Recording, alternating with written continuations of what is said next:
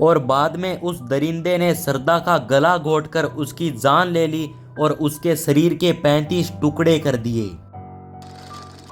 Hello दोस्तों, 18 मई 2022 को राजधानी से एक ऐसा केस सामने आया जिसने पूरे देश के रोंगटे खड़े कर दिए, क्योंकि इस केस में आफताब नाम के एक लड़के ने अपनी दोस्त की इस तरीके से हत्या कर दी जिसे सुनकर आप भी बहुत कुछ सोचने पर मजबूर हो जाओगे।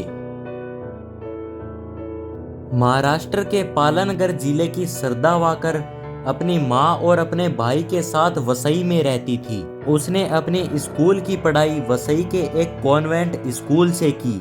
श्रद्धा वाकर 2018 तक अपने परिवार के साथ ही रही, लेकिन बाद में वो किसी कोर्स के लिए बाहर चली गई। उनके पिता उनसे अलग रहते हुए इलेक्ट्रॉनिक सेवा व्यवसाय में काम करते थे। मलाड कॉल सेंटर में काम करते हुए किसी ऐप के जरिए सरदा की मुलाकात आफताब अमीन से हुई। आफताब भी वसई का रहने वाला था, इसलिए उनकी दोस्ती गहरी हो गई और संयोग से वह भी उसी कॉल सेंटर में काम करता था जिसमें सरदा वाकर कार्यरत थी। 2019 में सरदा वाकर अपने परिवार के विरुद्ध होकर आफताब के साथ रहने के लिए कहीं बाहर चली गई, जिसने अंतरधार्मिक संबंध और किसी ऐसे व्यक्ति के साथ रहने के विचारों का विरोध किया जिसे वह बेमुश्किली जानती थी। यह मामला हत्या के लगभग 6 महीने बाद ही प्रकाश में आया, जब सरदा के पिता ने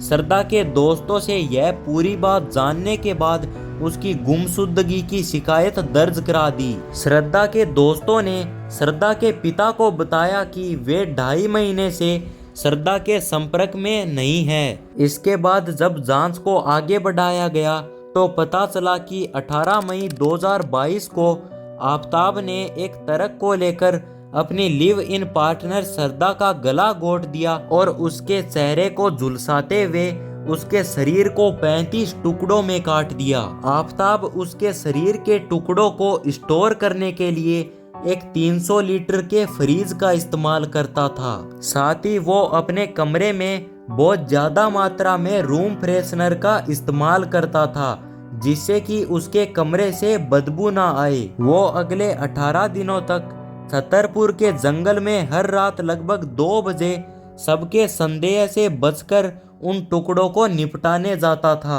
आफताब पर दिल्ली पुलिस ने मई 2022 में सरदा वाकर की हत्या करने और उसके शरीर को काटने का आरोप लगाया था। पुलिस ने उस पर यह आरोप लगाया कि उसने सरदा का गला घोंट दिया और उसके अवशेषों को ठिकाने लगा दिया। इसके बाद आफताब का आखिरी ठिकाना दिल्ली में पाया गया, इसलिए उसको 12 नवंबर 2022 को दिल्ली पुलिस ने गिरफ्तार कर लिया।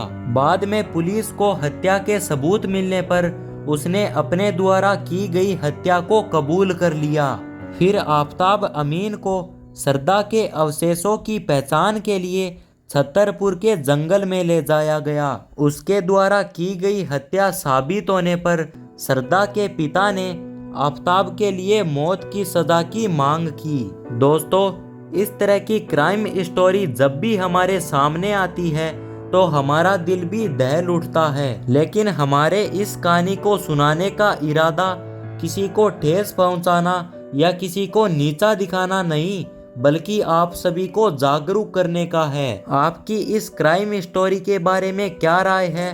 वीडियो को लाइक करके कमेंट में ज़रूर बताना, जिससे कि हमें भी पता चले कि आप इसके बारे में क्या सोचते हो। और अगर आपको ऐसी क्राइम स्टोरीज पसंद है तो हमसे जुड़े रहने के लिए हमारे चैनल को सब्सक्राइब कर देना।